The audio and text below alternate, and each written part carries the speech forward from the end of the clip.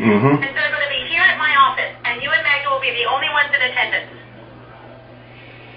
All right, Neil will be... Tuesday and Thursday from 9:30 to 12:30 here at the office. And then we will discuss access the following week. On my left, your right, is Magda. Yes, hello, Magda. Next to Magda is Kevin. And hi. And next to Kevin is their advocate, Starella. Starella. Yeah. Thank you very much for coming. And Starella has not been cleared for visit. I was clear about that when we were at your house. I said if anybody wants to be a part of the visit, they need to come to me and get a criminal record check and sign a consent. And she has not done so. Because I'm helping her, because I'm so deep into this, and they're saying that I'm a dangerous person. They're telling... dangerous in what way? They haven't said, I've been called a dangerous person, though, but I've been told, and that I'm a liar, and that to get Magda away from me, she told... So they're trying to destroy your credibility, mudslinging you and whatnot, right? Yeah, They have told my parents that. They have told my parents that she is dangerous, that she hasn't, in a telephone conversation recorded with Rhonda Bailey, she had said that she had not went through a criminal record check.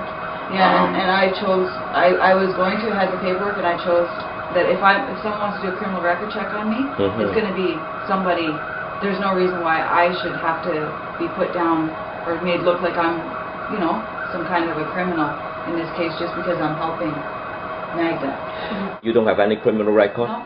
You don't have any drugs or alcohol problems yourself? No, and I'd actually like to, I would do a public, I'd rather give a criminal record check to the public and then to actually give them the what do you call that? Let it be Rhonda Bailey to say, oh, you know, that's her own private information. I'd rather have that publicly. Here you go. Why didn't you tell me she was there? It seems to me you guys were trying to sneak her in there. No, I talked to Janine. Janine does not have the authority to say who is at visit or not. Initially, I was concerned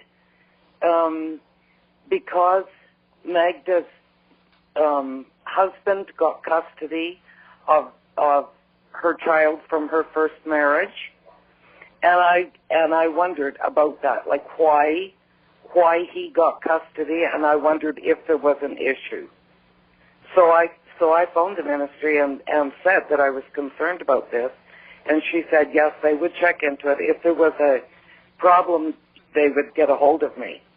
And it was probably 2 or 3 months later before I finally heard from them, and at that point she said, it's bad. It is real bad.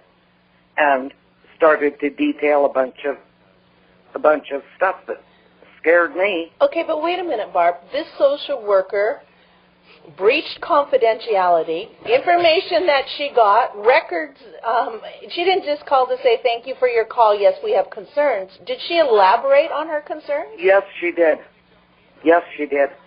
And at that point, did you were you believing everything she was saying? Of course, because she's a government worker. Like, that's who we're supposed to trust. Have you subsequently found out that a lot of what she said was untrue or exaggerated? Very much. Oh, okay. Very much. This is a child that we're talking about, and you guys adhere to what we're doing. We have bent over backwards to assist and help you guys prove that you can parent. Okay, you have canceled one meeting due to a court order not being signed that was signed that you canceled. Why did you cancel the meeting? Kevin, you tried to cancel Tuesday's meeting. I tried to cancel Tuesday's meeting and postpone it till Wednesday. Kevin, things happen. Yes, indeed they do, and that is why I did that. I asked for an interpreter to be provided to Magda on several occasions, not only to the social worker, but all the supervisors that were up the line, that I was told to go to the next superior and the next superior and the next one, and everyone that I went to, just the same thing was happening. The interpreter that she did actually get herself through the parent capacity assessment that she paid for herself, and he provided her with a qualified interpreter, which she paid for, and then the ministry, once he wasn't willing to comply to the social worker's demand, and she said that they were the ones paying him, then he was forced out of the picture as well. Initially, when she had gotten rid of him, she had stated concerns with his past. Now, he has went through a criminal record check. He has had that completed, and he has also had, he had also went through and got his, I don't know, it's a certificate to be a court interpreter. So he has... Are you talking about Zygmunt? Zygmunt Janowitz, yeah. Okay. What I am worried about today, and I will be taking this up with our lawyer, is the fact that you guys are just going ahead and doing what you want, when you want, how you want. And there is a child at risk. We have not had time to assess your ability to parent. On that note, Dr. Lawrence has been found to be biased in favor of the MCFD. I will not be accepting him as my psychologist. So then are you paying for it? No, that has not been stated in here who does or who doesn't. We will use who we choose. When she came back in June, that's where I became concerned, was because they said that she had a severe mental illness in the first meeting that I had with Magda, and that she couldn't even be diagnosed. So I went with her to a mental health worker and a psychiatrist that was back in Calgary from 5 years previous. And what I was hearing from them was that the actual mental health worker said he didn't find her to be mentally ill, and he was the one who the social workers got to assess her before she even had her child. They did no psychiatric assessment of her. A psychiatrist came in 2 days after her child was taken, even after the mental health worker. It states in the hospital notes that aside from situational crisis, there was no mental health concerns. Their own expert. Yeah. So their own mental health worker, and then a psychiatrist came in, and under her state of shock, because she wasn't prepared, it states in the notes that she was not to be told that her child was to be taken, and that she was to have no contact with her child. So they didn't even tell you they were apprehending this baby? Kevin, I understand that Sorella was at the visit today. Yep, she was. Anyone who goes to the visit needs to be authorized by me. I thought she's a contact person. She is not someone that is authorized to go to visit, and that was clear. No one will go to visit unless it's authorized by me. Is that clear? Just hold on a second here. It right in the court order, it says, you, Dad, Okay, just me, hold on. and Starella I'm just going to are go upstairs, supervisors. and I'm going to read out the court order to you. And next week, the visits will be at our office, and you and Magda will be the only ones at the visit. Magda is frightened of what has happened with the one social worker, Rhonda Bailey. She does not want to have her child to have any contact with Rhonda Bailey. She does not want to have any contact with Rhonda Bailey. Of all the social workers that we have come into contact with, she has been by far the most confrontational. Next week's visits we will do, and since you're not ready for the 6 hours, we'll do the 2-3 hours here at the office, and then we'll discuss the 6 hours the following week. All right. And you and Magda will be the only ones in attendance. Okay, and I do expect that whoever's there will be we care. I don't expect... Kevin, you don't get to choose.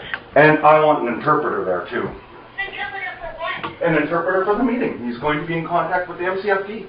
I want the interpreter there. Excuse me, but Paul doesn't speak Polish. It doesn't matter. He can learn. Polish. He doesn't speak anything right now. And English to Polish. Deutsches, how's that? We do not need an interpreter. We are going to get an interpreter because it states right in here under... With professionals, Magda has the right to an interpreter. Okay, and it states in the court order that an interpreter will be provided for Magdalena Asbjornis for her appointments with her psychologist, mental health workers, and social workers. You're a social worker. So one subsection B, there will be no. I'm not going to waver on that one at all. Well, we discussed this. We discussed this with Clayton Miller. I actually said to Clayton with you in the room, I said, the interpreter is not going to access visits, and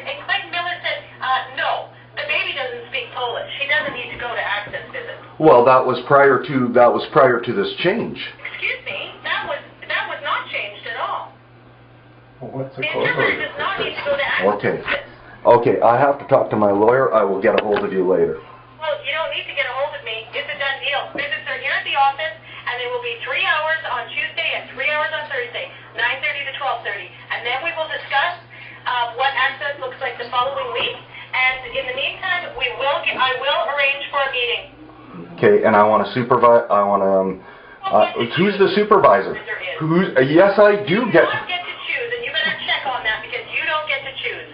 We're paying for it. We choose. What did I do so wrong to do this? Evan, the things that have gone on are sneaky and underhanded. Having Starella there without my knowledge just indicates to me that you guys are not in a position to work cooperatively, and until you are, I need a closer handle on what's happening. I am working in 100% adherence to the custody order here. And why was I not informed that Starella was going to be there? You told me. According to the information that we had, my mother did expect that was passed on to you, that you were aware of that. She is there for support for you, but she is not there for access visits. It was sneaky, and I'm not. No, I that had was no. not sneaky. I had no knowledge of that. I had no knowledge of any contention that you had with her being here. Really? Really. Really? Well, where is it proven that I did have, there's no burden of proof on that. Well, you didn't mention that she was going to be there, but you mentioned your brother. I mentioned my brother at the last visit. Yeah, but you didn't mention Starella. My mother mentioned that to a couple of the girls, to Janine. Janine doesn't get to choose who's at the visit. And I will check with Janine. Okay. Okay, do that. I will. I got told from Camp Rettle that he didn't want to get involved because he didn't want to botch things up, and so he wasn't willing to. I said, I've collected evidence with Magda that is concerning, and actually it will show in the report to court that there was fabrication by the social worker, which led to the removal of the child. And he said, that's a very serious allegation that I'm saying. And I said, well, I've got the papers right in front of me. Yeah, it isn't serious. Would you please take it serious? I asked him, and I've spoken with him 5 different times, and I've requested that he do an independent, that somebody within the ministry do an independent review, provide another social worker. And what have they told you? No. Do you think that these so-called child protection workers are indeed helping this family Not if at all. they are ever in need? Not at all.